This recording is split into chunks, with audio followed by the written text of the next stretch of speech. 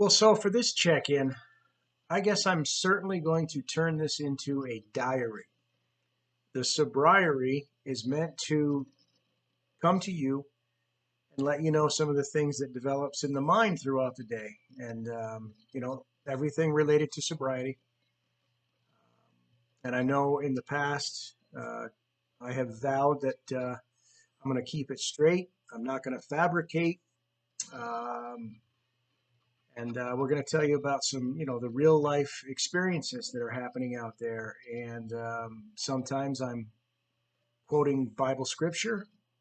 Sometimes I'll go into knowledge of AA in the time that I spent with the meetings and people of AA, and street wisdom we call it. Those things that you just go out and you learn on your own in life. And I know I've been working on being encouraging, and this time as a sobriety, I'm just going to jot it down, speak it, that it was a struggle. It was a man-made struggle. Um, the forces were all right. You know what? I'm not going to say all, but a few were man-made. Inner forces that I wasn't really enjoying, and it, things like short on sleep. It was a rough night of sleep. Entering into the workday. You see, what I do is I travel in a territory, um, and where I had to visit is not one of my favorite areas. I don't like driving the roads that I have to take to get there. I start thinking about that the night before, and I think that affects my sleep. During sleep was this wacky, it was safe, but it was wacky dream. And I don't have any way to explain it. And the people that were involved in it, there's no rhyme or reason. They're all real people that I know. Um, but and then the mixture of the people, nah, there's just it didn't make sense. It made no sense. And the important thing is, it was not a drinking dream. So weird, so weird. Um, but actually, that was the second night of what I will call like, whoa, that dream was messed up. And so, I don't know. It's just, yeah, I'm a little off balance, I would say, starting the day. I'm on a road that I don't want to take. I'm going to a place that I don't want to go to.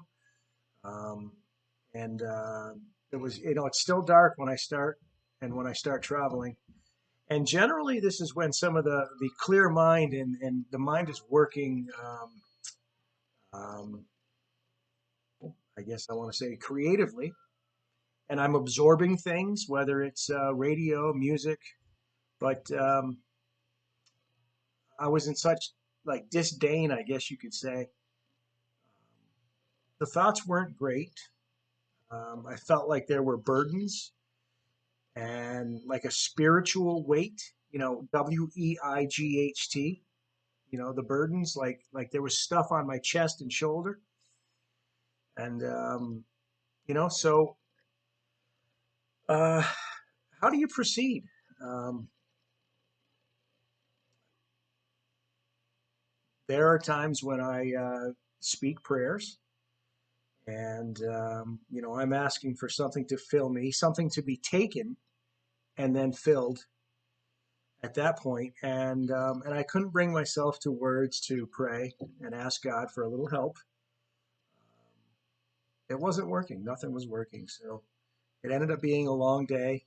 Um, I don't recall at one time that I did think that resorting to a drink would be a good idea. Again, I emphasize that I don't think that was part of my thought process. I wasn't near it and I wasn't tempted. So um, I don't call these major struggles because they are periodical. So, the ground is common, I should say. The experience is not new. It's just, again, when you're doing something you don't want to do, you're in a place you don't want to be. Um, I can tell you that as much as I try to be friendly, I was trying not to be friendly. Understand, please, I'm not being unfriendly. I'm just trying not to be friendly. And like zip past people, maybe nod or say hello, keeping it simple. Honestly, maybe that's a good tactic because something isn't said or done, or it doesn't set you off. If somebody does something that's not congruent to what you feel somebody else's behavior would be. So, there wasn't any opportunity of isolation. It's kind of a public job, and you just fight. And a lot of people in my situation would reach out. There would be somebody, a sponsor, a pastor, somebody else in recovery, of course, definitely, a loved one, a family member, whatever. And I didn't feel like doing that either.